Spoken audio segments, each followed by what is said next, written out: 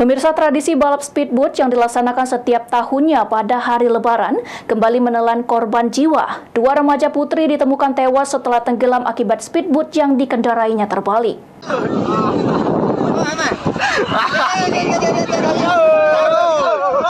Inilah video detik-detik penyelamatan korban balap speedboat yang terbalik saat sedang bermanuver di Desa Tebing Kerinting Utara, Indralaya, Ogan Ilir. Tradisi balap speedboat ini memang setiap tahunnya dilaksanakan oleh warga baik remaja maupun orang dewasa di Sungai Kelekar, Indralaya, Ogan Ilir. Dalam satu speedboat membawa penumpang berjumlah 10 hingga 12 orang, namun naas speedboat dengan tulisan 2 permata melaju dari arah Pasar Indralaya menuju finish Tebing Kerinting Utara tak mampu mengendalikan ombak saat berbelok, hingga membuat speedboat 10 penumpang ini terbalik. Sebanyak 8 orang berhasil diselamatkan, namun 2 penumpang remaja putri yang diketahui bernama Nazura Putri Balkis dan Jenny Clarissa tak ditemukan saat dievakuasi.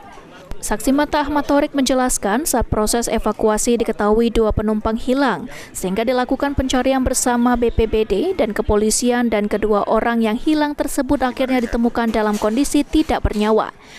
Ngepot ini Pak, jadi ngepot menyerap tertekap kayak ini, terbalik. Terus? Jadi tak acak keluar lah, wong dari budak tadi budak kami tolong. Aku lah ketanya ini sopir.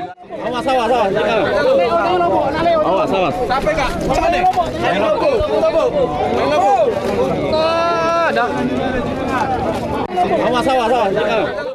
Ahmad Romawi, PAL TV.